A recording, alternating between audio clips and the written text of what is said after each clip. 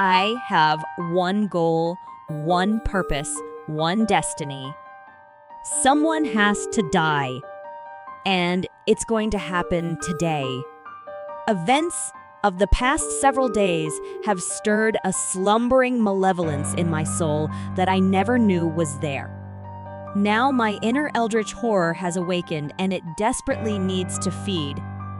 Through forced illumination and reflection, my undeniable path is now crystal clear to me. I'm going to kill someone. I'm just not sure who yet. There are so many options, so many unsuspecting targets ripe for the picking. They're all in front of me, moving through their placid days in blissful oblivion with sappy, serene smiles plastered on their faces. They make me sick. I want them dead. Every single one. They all deserve it. But there's only time and opportunity for one. And the only semblance of pleasure I get out of this endless nightmare I'm living in is knowing that I get to choose. It might be Jenny. That little blonde woman who bounces when she walks, almost like she has springs attached to the bottoms of her freakishly small feet. The rhythm of her bob, bob, bob, bob makes her ponytail swish behind her like a vapid puppy trailing blindly after its master. I don't even think she realizes it. Bob, bob, bob, bob. Bounce, bounce, bounce. Swish, swish, swish. Every damn where she goes. We've never uttered a single word to one another, but I loathe her voice. Oh, I don't need to hear it to know what it sounds like. It oozes from her pores like an acid, melting my eardrums and searing my sanity. Her voice has that cheerleader-esque quality to it, all sharp and high and peppy and loud, projected with unbridled enthusiasm in a constant rapid-fire manner in sentences that all run together while she drones non-stop until you just want to shove a gasoline-soaked rag in her mouth and set it on fire to get her to shut the hell up. Yeah, she definitely needs to die. Then there's Arnold. Or a nod. As I think of him, big, hulking guy with no neck, bronze skin, and bulging biceps that are on the verge of tearing their way through the sleeves of his stark white t-shirts. He buys them in bulk? I'm sure of it. In the past week and a half, I've never seen him wear anything else. He sees me watching and raises one of those tree trunk limbs in greeting. I'm convinced there's magic woven into the fabric of those shirts, because no material on earth is capable of resisting the strain of those snaky-veined pecs that ripple across his chest when he waves at me. How much does that guy bench anyway? Internally, I hear his thick Austrian accent. I mean, what other kind would he have? Asking me to join him for a strenuous workout to pump clap you up and release some much-needed endorphins into my decaying psyche. It must be true what they say about endorphin rushes, because Arnold is quite possibly the happiest man I've ever met. It doesn't matter what he's doing. He's always flashing a toothy grin so wide that it blinds you if it catches the light. He'll probably keep smiling the entire time I'm punching those pearly white teeth so far down his throat he chokes to death. I tingle at the thought. I could definitely do that. Or I could go for the 2-for-1 special of Charles and Diana. The better than everyone else aristocrats with the slick British accents. That one's a no-brainer, and their noses lofted so high in the air they'd drown if it ever rained. They traipse in here like royalty with their old money that bought their way into this hellish compound, some obscenely sizable donation to implement sensory spiritual cleansing into the curriculum. Don't even ask me what that means, because I wouldn't be allowed to tell you even if I knew. From what I can gather, it's just a bunch of hoodoo-voodoo nonsense designed to detoxify chakras or awaken one's inner child. Or some such bull butter that makes me want to rip out my rotted soul and use it like a garrote to strangle the both of them. I almost smile at the mental images of red-tinged saliva bubbling over the corners of their perpetually cheerful grins as their faces turn a lovely shade of blue, and their heads explode in a shower of blood and gray matter, almost. But I'll save my inevitable last laugh smirk fest for Dick.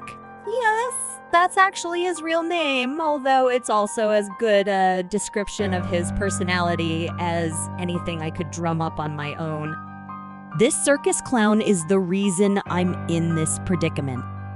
Contemplating the most brutally satisfying way I can to thank him for his bullshit caca suggestion that I follow him on this ridiculous quest for mindfulness and inner peace.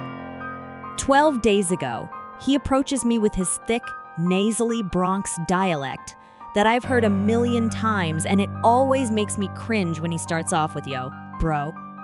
Before I can stop him, Dick launches into some lengthy spiel about me joining him in a quest of meditation and communing with nature and cleaning out the dark cobwebs lurking in my brain to let the light shine in, or some such hippy-dippy crap that said brain barely has time to register. That day, when I was still allowed to speak to him, I rebuff his ridiculous offer with a polite, "No, thank you. I'm going to have to pass." But Dick has never let a perfectly good no stop him. "It'll be good for? Yeah, no. I appreciate it, but no. Don't knock it till you try it." Still, no. But you go right ahead. Let me know how it turns out. A lot of my friends have done it. They're changed men. For the better. I'm happy with myself the way I am. I happen to like the inner me. Go away. But you haven't even seen the brochure. Here, take a look. And before I can give him my best, if you don't get out of my face, I'm gonna beat your face in.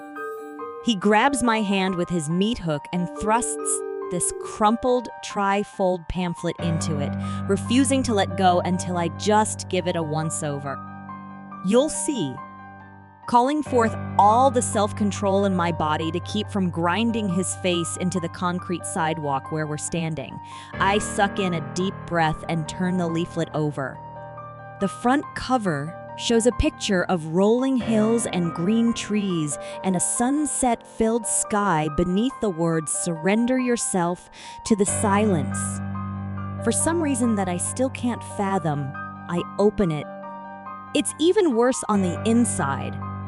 Leave behind the chaos of the outside world and join us for 2 weeks of personal reflection in this tranquil mountain complex where participants channel their thoughts and calm their souls as they travel the path towards spiritual enlightenment and illumination, all wrapped in the comfort of blissful silence. See, it looks nice, don't it? Dick says, "Real, peaceful-like and everything. You're gonna love it. I already signed us up. We leave first thing in the morning. I'll be round to pick you up at 7. And then he's off. And then it's morning.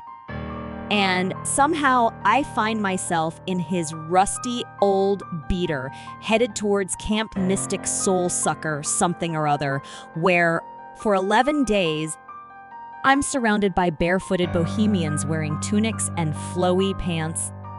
And Nod in his tight, tiny tees, walking aura deep through the wilderness, enthusiastically taking part in mindful meditation, hallowed soul yoga, Tibetan throat humming, and the royal sensitivity spirit showers, all in bone-dead, mind-numbing silence.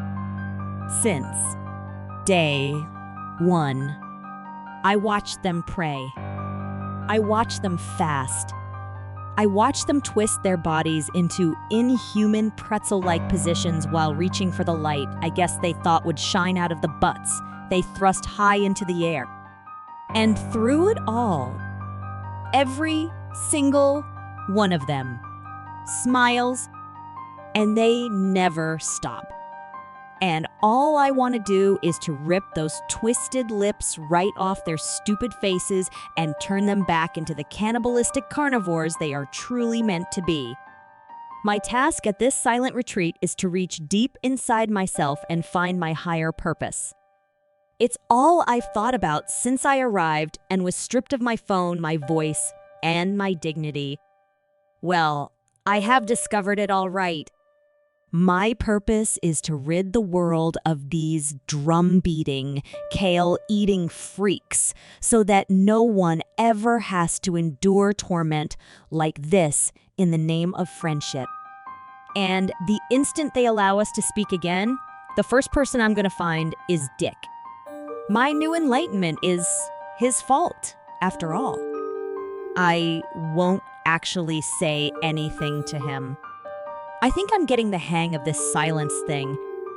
I'll just turn on the smile I've been saving up and shove this damnable brochure right down his gullet and shred his vocal cords so that he never utters another insane suggestion to anyone again, ever. He'll get the message loud and clear as he bleeds out onto the earth that he's so eager to become one with. I finally spot Dick over by the positivity where we tack little notes of affirmation for each other. I mold the camp leaflet into a tight cylinder and twist the end to the sharpest point possible. He notices me and gives me a nod and thumbs up, beaming from ear to ear. I nod back and start walking his way. He has absolutely no idea what's coming. Yeah, I've been illumined all right.